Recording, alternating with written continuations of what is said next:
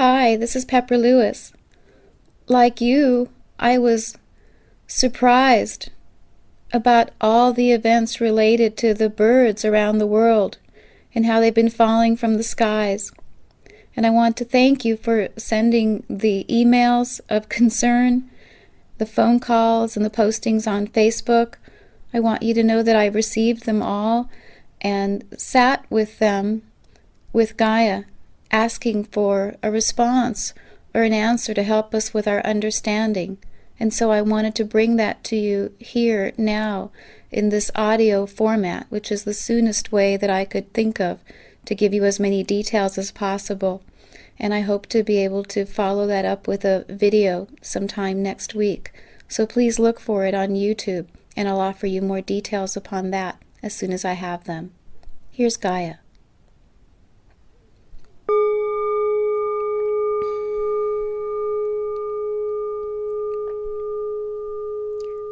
I bid you good day.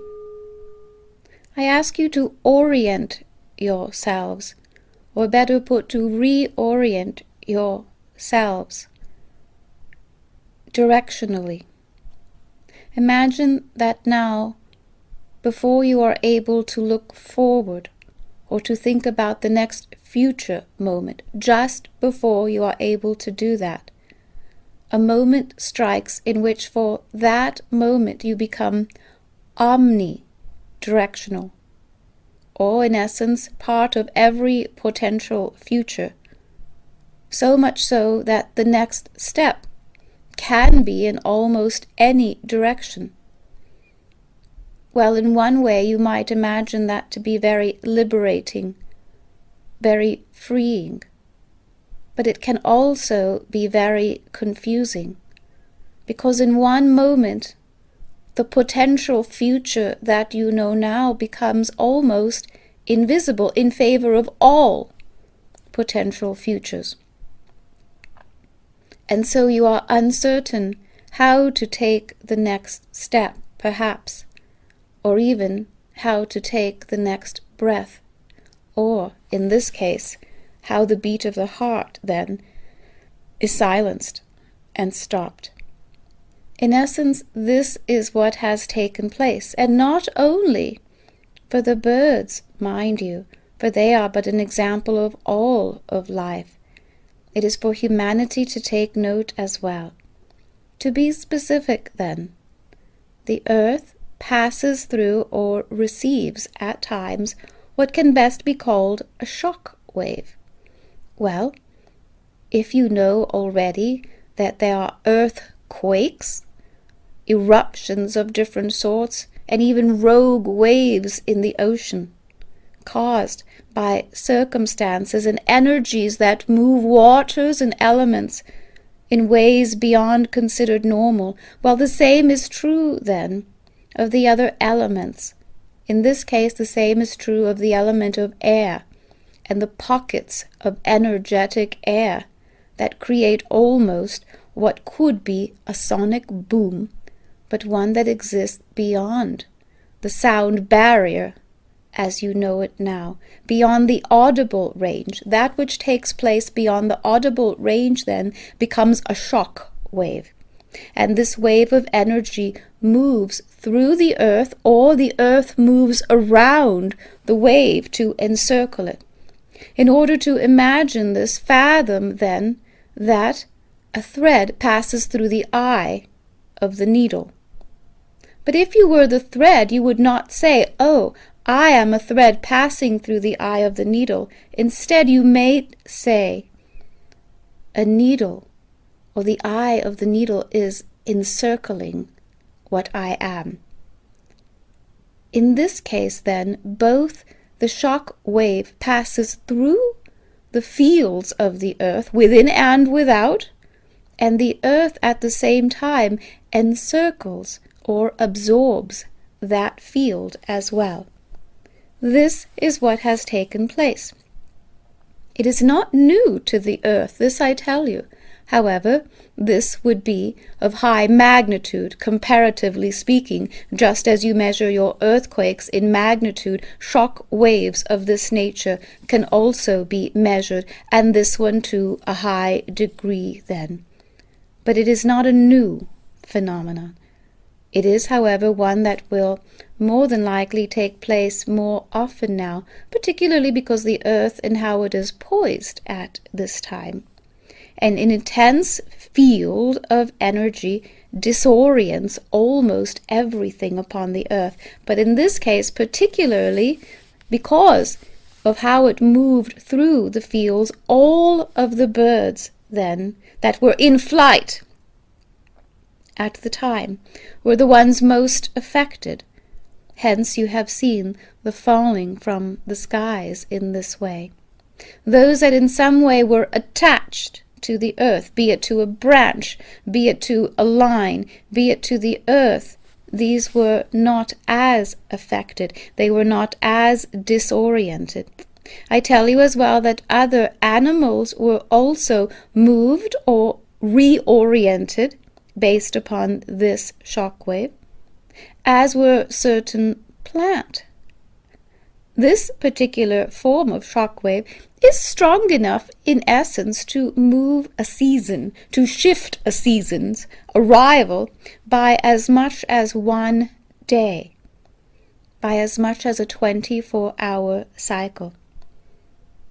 This particular shockwave lasted approximately 12 hours, enough time that it was able to move through several of the time zones of the earth as you measure them. Enough so that it was able to disorient at times those that also measure their heartbeats by pacemakers. And yes, the more frail are more affected than others. Those with a frail nervous system were affected more than others. And the birds affected more than others because they are magnetic in nature. They orient themselves magnetically, and in essence they lost their orientation. Without that, they literally forgot to flap their wings. They forgot that their nature is to continue in flight once they are already airborne. Thus, literally, they were shocked out of the sky. Their hearts stopped beating, and they fell to the ground. Areas around the earth, some of them are more subjective to these waves than other areas, just as there are certain oceans that are known to be more turbulent than others. To some degree, the earth is able to absorb some of the shock. Well, in much the same way as a shock absorber on a vehicle would function, the earth is able to do the same. Another example, be it even in your own movements, as you pair yourself with athletic shoes, asking that these absorb some of the shock so that your body need not do so. There are aspects of the earth that are able to do the same. But because of the nature of this particular shock, be it a strong one, it was not able to absorb it all. Therefore, the more frail species felt this as well. As has been said, there will be more of these, and this will be addressed in a further subject as time and circumstance allows recordings and offerings of this nature to you. It is not exactly that which can be forewarned, for the shock wave itself determines its movement, determines how it interacts with the other elements, its length of activity, and how much of that the earth can absorb.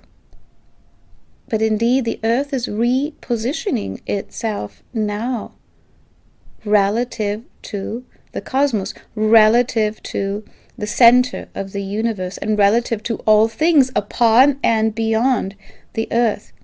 It is a time of anomalies, and anomalies such as these and others will continue to make their way to the forefront, newsworthy, we could say. it will be then reflected within the other elements and the kingdoms as well. The earth is now moving from the Piscean age, known of the waters, or represented astrologically by the waters, into the age of Aquarius, the water bearer, but the element of air. Therefore, for the most part, you will see that more of the historic markers or changes will be in these areas, water and air, in the ways that these come together, or in the ways they appear to be in conflict, such as a hurricane. In these ways, then, while they cannot be predicted, they can be expected. And this year, 2011, will bring its share of these as well. Note that the earth, in essence, is redirecting itself and everything that is upon it as well. Therefore, take this, then, not as a caution, but as an encouragement in ways in which you can connect with your own being, with the earth as it is represented, and with change, with shift. Let you be conscious where you can. Let you be aware of environment in the ways that you can. Indeed, until the next moment brings us together, we will allow all things to be as they are, and celebrate those things that can be, and call upon the greater moments to align with all beings. I bid you good day.